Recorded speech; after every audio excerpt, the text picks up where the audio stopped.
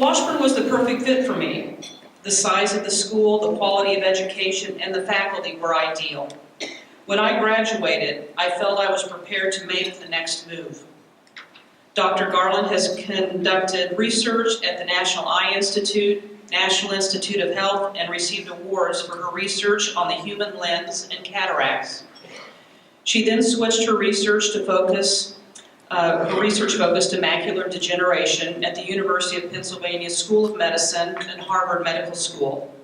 These studies identified potential therapeutic targets for an inherited macular degeneration. She has published more than 60 articles in peer-reviewed journals, book chapters, and reviews. Dr. Garland has been dedicated to mentoring young students in conducting research and working for the advancement of women in science. Her sister, Wilma Harden, said, "We know you are very deserving of this honor, and we are very proud of all you have accomplished. You not only have distinguished yourself in your career field, but also in your journey in life as a wife, mother, daughter, and sister. Mom wishes she could have been here today to see you honored. She sends her love and congratulations." Donna's husband, James Harnley, said, "It's been an interesting and eventful trip the last 40-some years. You've been an excellent scientist as well as a great mother and partner. I missed your Washburn years, but I've enjoyed the time we've had together since then."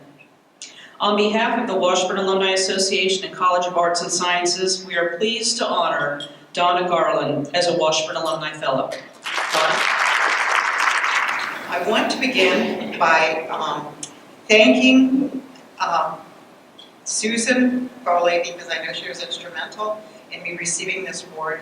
And I want to tell you how honored I am at being selected as one of the Arts and Sciences Alumni Fellows.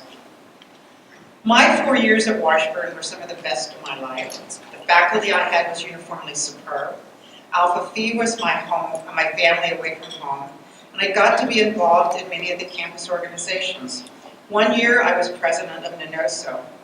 It was a great time in my life, and important in ways that were not obvious to me at the time. One of those was having the faculty teach the classes, and I realized many years later what a wealth that really provided. I see that my journey since graduation from Washburn to today has been longer than the others. I won't tell you how many years. Thus, the faculty that was important to me have moved on. Terry McAdams was one of my favorites. He was a math teacher. He was an outstanding math teacher. He called me, asked me to stay after class one day, and he told me he wished I could and would stay awake in his class. Apparently, my sleeping was not exactly subtle. But he did say that considering I did not miss any points on any of his tests, that he probably could live with it. His more advanced classes became more challenging, and I had no choice but to stay awake.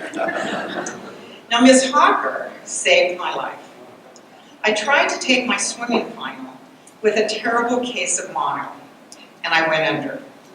I was not at my physical best, and she pulled me out of the pool because I knew I was drowning. Actually, I was also a terrible swimmer, but I blame it all on having mono.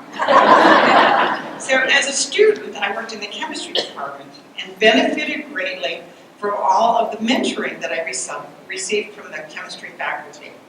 Dr. Davis was initially the chairman of the department. The confidence he instilled in me that I could do whatever I wanted after graduation, even going to medical school, was really important to me. Another of the chemistry faculty, Sheldon Cohen, was very clear in his advice. As some of you in the audience can imagine, I did not follow it. At least not for a few years. While I felt prepared to after I graduated, I did not have a clue as to what I should and would do. I had choices: graduate school in math, graduate school in chemistry, the Peace Corps. So I made the obvious choice and moved to Alaska. There I learned to ski, and I worked for the Public Health Service. I spent most of the time that I wasn't working skiing, mostly totally out of control on the ski slope. Luckily, I can still walk. The last year I was at Washburn, I took a year of technology training that served me well. I became the technical director of the clinical laboratory at the Alaska Native Medical Center in Anchorage, but it was not long before I finally knew what I wanted to do, which was what Sheldon had advised me to do. I went to graduate school, got my Ph.D., and I've spent my life doing biomedical research. I am sad that Sheldon Cohen could not be here to see that while I was slow, I finally got it right. It has been an incredible privilege to have had the opportunity to do research and have the life it has given me. Much has been the result of serendipity. When I was a graduate student at the University of Washington, Earl Statman, an international leader in biochemistry, was a visiting scientist.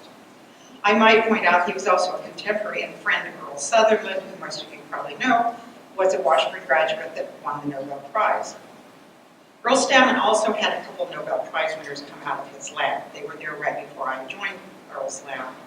Earl's interest in my research led me to do a postdoctoral fellowship in his lab. That led to my becoming a tenured scientist at NIH.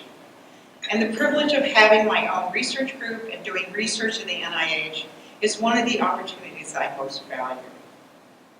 At NIH, I became passionate, as you said a little while ago, about helping young scientists. I had students from science and technology high schools and undergraduates from a variety of universities. As a member of the NIH Women's Scientific Advisory Council, I worked towards getting salary and resource parity for women in science. When a new director was hired for the National Eye Institute in NIH, where I conducted my research, I lost funding and support for my work. The director saw no reason to understand why anyone got cataracts, you just take them out. That was a very difficult time, but it led me to move to the University of Pennsylvania, where I totally changed my research focus to an area that I thought was more fundable, and that was to study the retina and macular degeneration. That led me to later move with the research group to Mass Eye and Ear, which is part of Harvard Medical School. There, I'm happy to say, I even got a press release for some of my research. That's one of those little things that helps when the rest of the other 90% of your research is going down the tube. So, my amazing life journey has, potholes and all, would not have been possible except for the start I got at Washburn, the outstanding students, postdoctoral fellows, and colleagues I've had, the friends I made along the way, the understanding of my husband and my son that the long hours in the lab was a necessary part of it, and for the friendship of my sister would not have been possible. I am presently working on probably my last research project, but considering the results we got last week, who knows? Science has been a way of life for me, and it's hard to give that up. But I really want to tell you how honored I am to have received this award. I want to thank my friends and my cousin who came to this, and how much I have enjoyed the faculty and the students that I've met over the last 2 days.